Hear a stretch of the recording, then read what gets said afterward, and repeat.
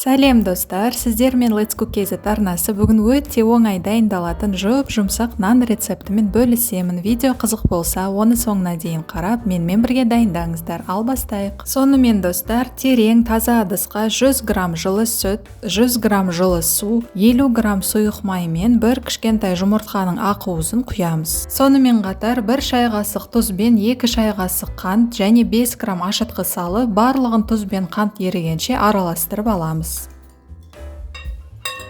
Енді ұнды екіге бөліп, елеуіштен елеп қосамыз және қолға жабыспайтын жұмсақ қамыр илейміз. Мен шамамен 400 граммдай ұн қолдандым.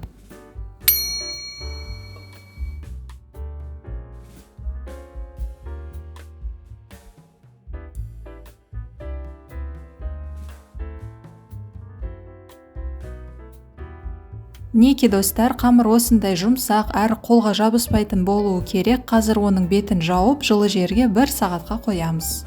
1 сағаттан кейін қамыр осындай әдемі болып көтерілді. Достар, енді оны тағы бір басып алуымыз керек. Ал қазір қамырды пергамент қағазына салып, оқтаусыз қолымызбен ғана дәл видеода көрсетілгендей үлкейтеміз.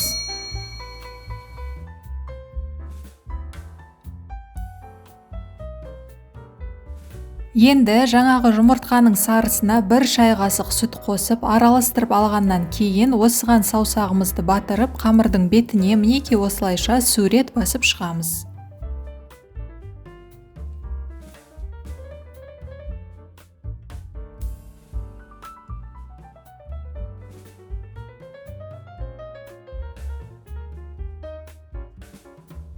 Ал қалғанын нанның шетіне жағамыз. Және соңында нанның бетіне қара тминмен күнжіт сеуіп шығуды ұмытпаңыздар достар.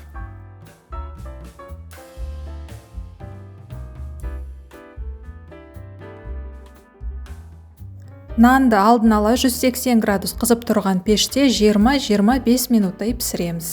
Мінеки достар, әп-әдемі жұмсақ нан дайын, иісі де керемет. Бұл наннан еш ойланбай бірден 2 порция пісіре берсеңіздер болады. Достар, сіздерге бұл рецепт ұнады деп сенемін. Олай болса лайк басып, комментарий қалдыруды ұмытпаңыздар. Сонымен қатар дос құрбыларыңызбен де бөлісіп, арнаға тіркеле кетіңіздер. Видеоны қарағандарыңыз үшін көп рахмет. Келесі кездескенше аман сау болайық.